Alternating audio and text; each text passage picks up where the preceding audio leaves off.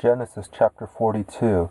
Now Jacob saw that there was grain in Egypt, and Jacob said to his sons, Why do you look at one another? He said, Behold, I have heard that there is grain in Egypt. Go down there and buy for us from there, so that we may live and not die.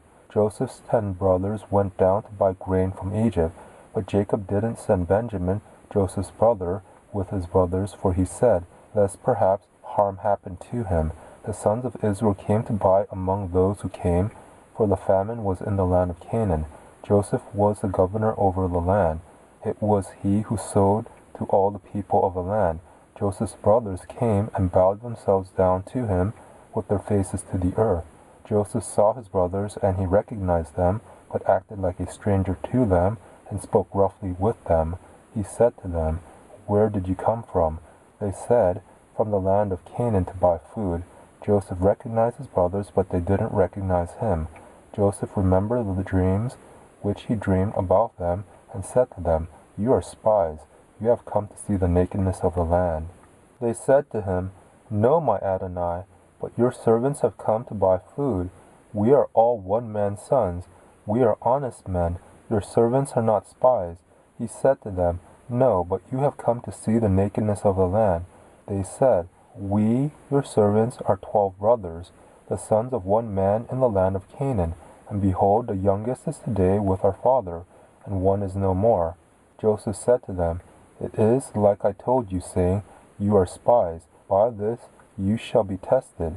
By the life of Pharaoh, you shall not go out from here unless your youngest brother comes here. Send one of you, and let him get your brother, and you shall be bound, that your words may be tested, whether there is truth in you, or else by the life of Pharaoh surely you are spies. He put them all together into custody for 3 days. Joseph said to them the third day, Do this and live, for I fear Elohim.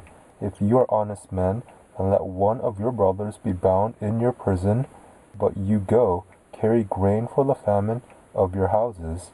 Bring your youngest brother to me, so will your words be verified, and you won't die. They did so.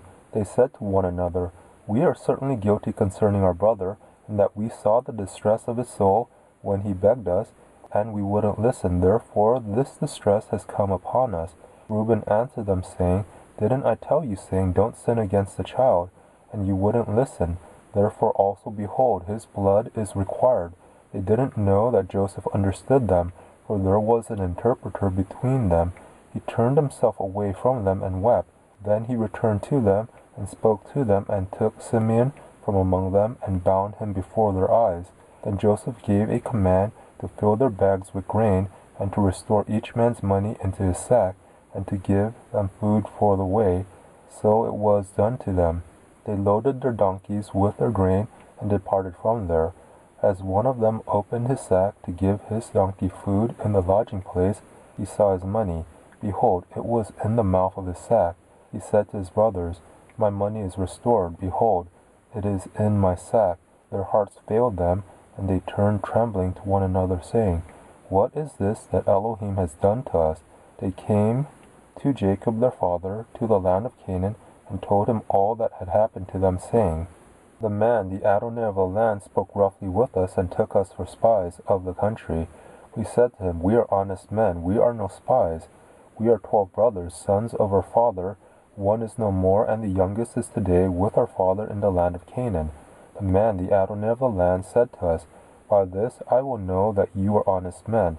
Leave one of your brothers with me, and take grain for the famine of your houses, and go your way. Bring your youngest brother to me, then I will know that you are not spies, but that you are honest men. So I will deliver your brother to you, and you shall trade in the land. As they emptied their sacks, behold, each man's bundle of money was in his sack. When they and their father saw their bundles of money, they were afraid. Jacob their father said to them, You have bereaved me of my children. Joseph is no more, Simeon is no more, and you want to take Benjamin away. All these things are against me.